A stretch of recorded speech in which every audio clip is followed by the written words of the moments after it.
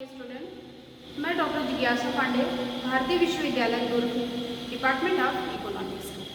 कल की क्लास में जैसे कि हम लोगों ने पढ़ा था सहसंबंध के बारे में, तो सहसंबंध में हम लोगों ने पढ़ा था स्पीयरमैन कोरिलेशन, और उसका जो सेकंड मेथड है हमारा कार्ल पियर्सन कोरिलेशन मेथड। तो आज हम लोग कार्ल पियर्सन का सहसंबंध पढ़ेंगे। चूँकि ये चीज़ तो हम कल डिफाइन कर लिए थे, बता दिए थे कि सबसे पहले हमारा कोरिलेशन को किसने प्रतिपादित किया है, तो गाल्टन ने किया है। गाल्टन को सहसंबंध का पिता कहा जाता है, यानी जनक कहा जाता है। सहसंबंध का अर्थ यह होता है कि दो या दो से अधिक चरों की राशियाँ जब एक ही दिशा में बढ़ने की उनमें प्रवृत्ति पाई जाती है तो वो हमारा धनात्मक सहसंबंध कहलाता है।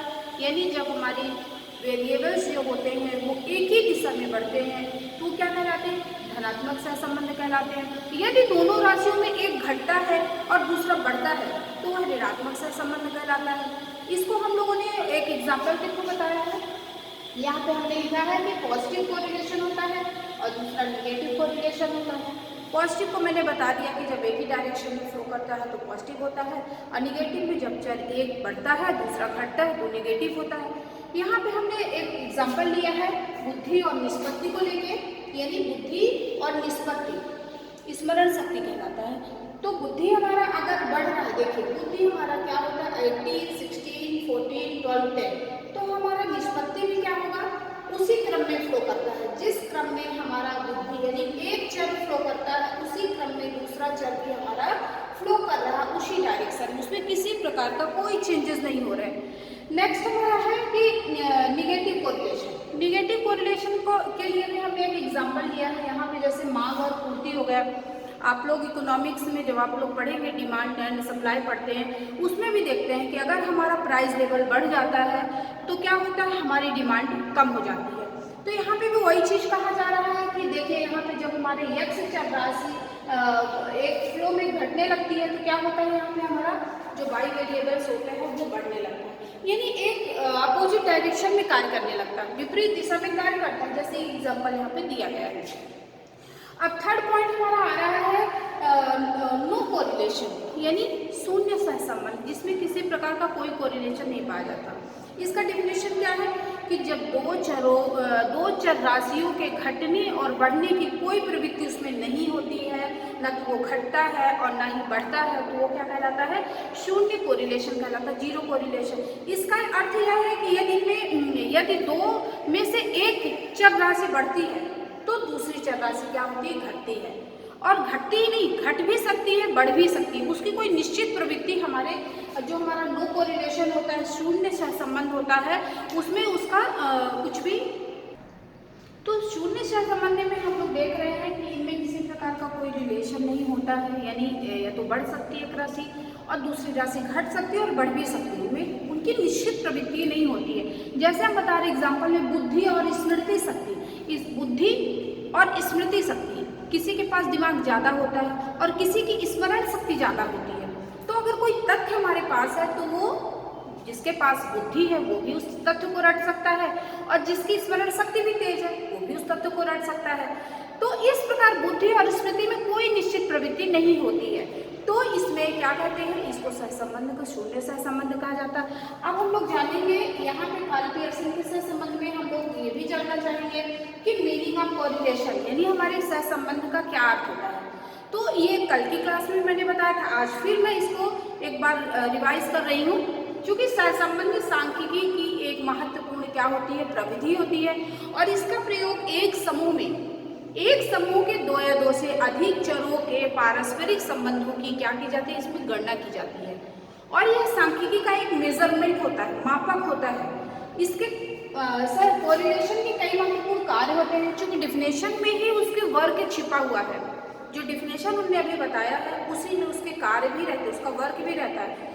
तो इसमें इसका पहला कार्य क्या होता है कि दो चल राशियों के पारस्परिक संबंधों का यह मापन करता है, यानी मापता है, दो चल राशियों के पारस्परिक संबंध को मापन करता है।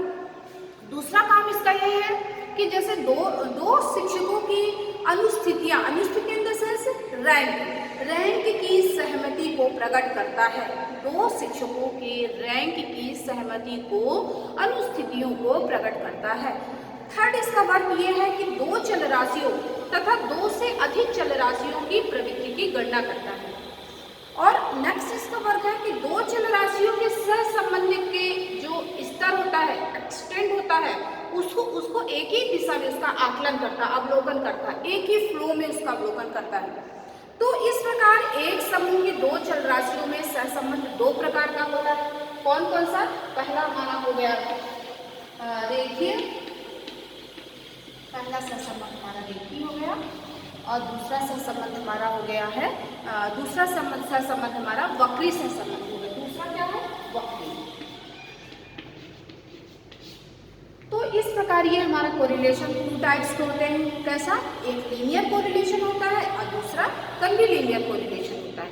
तो जैसे बुद्धि और निष्पत्ति दो चल राशियों में माना था।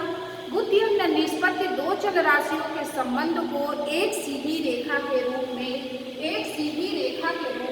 प्रकट किया जाता है। एक सीधी रेखा के रूप में प्रकट किया जाता है। यहाँ हमारी बुद्धि हो गई और यहाँ हमारा निष्पत्ति हो गया। ये हमारा निष्पत्ति हो गया। यानी दो चल राशियों को एक ही दिशा में, इसमें क्या होता है? सहसंबंध एक सीधी रेखा के रूप में प्रकट किया जाता है। एक सीधी रेखा के रूप में मैं बता दूं, यहाँ पे ये दो चल राशि, यहाँ x हो गया, ये y हो गया, ये हमारा बुद्धि हो गया और ये हमारा निष्पत्ति हो गया। ये हमारा निष्पत्ति हो गया, यानी एक सीधी रेखा के रूप में फ्लो करता है। ठीक है। तो जब दो चल राशियों के बढ़ने और घटने की दिशा जब समान होती है तो उसे हम क्या कहते हैं? धनात्मक सहसंबंध करते हैं। चूंकि और दूसरा एग्जाम्पल हम लोगों ने मांग और पूर्ति का लिया था निगेटिव कोरिलेशन में। तो मांग और पूर्ति दो चल राशियों के बढ़ने तथा घटने की विपरीत दिशा होती है। वो कब होती है विपरीत दिशा? जब हमारा निगेटिव कोरिलेशन होता है, और इन्हें भी एक सीधी रेखा के रूप में प्रदर्शित किया जाता है, इसलिए इनको ऋणात्मक सहसंबंध कहते हैं। फिर हम लोग देखेंगे नेक्स्ट में यहाँ पे हमारा कोफिशिएंट कोरिलेशन क्या कहलाता है। कोफिशिएंट इन द सेंस सहसंबंध गुणक क्या कहलाता है? तो जब एक समूह की दो चल राशियों के सहसंबंध की मात्रा को गुणक की संज्ञा दी जाती है, पियर्सन विधि को गुणक कहा जाता है। पियर्सन यानी जो हम लोग कार्ल पियर्सन को पढ़ रहे हैं, इनको क्या कहेंगे? गुणक का गुणक कहा जाता है। सहसंबंध गुणक एक समूह की दो चल राशियों के विचलनों का अनुपात होता है। क्या? सहसंबंध जो हमारा कोफिशिएंट गुणक होता है वो क्या है? एक ग्रुप्स की दो चल राशियों के वेरिएबल्स का अनुपात होता है। एक चल राशि का जो वेरिएबल्स होता है उसमें परिवर्तन दूसरी चल राशि पर निर्भर करती है और नहीं भी करती है, इसीलिए इसकी मात्रा को क्या कहते हैं? एक गुणक कहा जाता है। चूंकि हम लोग यहाँ कोफिशिएंट कोरिलेशन पढ़ रहे हैं, तो कोफिशिएंट कोरिलेशन को निकालने के लिए हम लोग एक फॉर्मूला लेते हैं। फॉर्मूला के बिना इसकी हम गणना नहीं कर सकते। जिसका फॉर्मूला यह होता है, हम लोग कोफिशिएंट को, कोरिलेशन को R से डिनोट करते हैं। किससे? R से डिनोट करते हैं। लेकिन एक चीज़ और आप लोग याद रखिएगा, जो कल हम लोग स्पेयरमैन पढ़े थे, स्पेयरमैन को हम लोग P से डिनोट करते हैं। ये P बनाने का थोड़ा सा तरीका, यानी हिंदी में हम लोग जानेंगे रो, P को, इसको हम लोग क्या कहेंगे? रो कहेंगे। और यहाँ पे हम लोग कोरिलेशन यानी इसको कोफिशिएंट को किससे डिनोट करेंगे? R से। तो ये R = सिग्मा XY अपान N। ये हमारे जो ग्रुप्स होते हैं उसमें जितने भी प्राप्तांक, नंबर अथवा मेंबर होंगे उन समूहों का योग कहलाता है N, sigma X × sigma Y। तो यहाँ पे क्या करेंगे? इस फॉर्मूला को यूज करेंगे। अब इसको हम देखेंगे कि ये क्या है। दो चल राशि के विचलन के अनुपात, यानी जो हमारे वेरिएबल्स होते हैं उनका अनुपात, गुणनफल के योग को समूह के योग से भाग देने पर जो हमारा भाजनफल प्राप्त होता है वही हमारा क्या कहलाता है? Coefficient correlation. क्या है? Coefficient correlation. और इसको इसी फार्मूले के द्वारा हम लोग निकाल सकते हैं। तो आज की क्लास में हमारा ये हो गया कार्ल पियर्सन का सहसंबंध गुणक, स्पेयरमैन हो गया, सहसंबंध का अर्थ हो गया। अब सहसंबंध का उपयोग क्या है, उसका महत्व क्या है, इसके बारे में हम लोग नेक्स्ट क्लास में चर्चा करेंगे। धन्यवाद।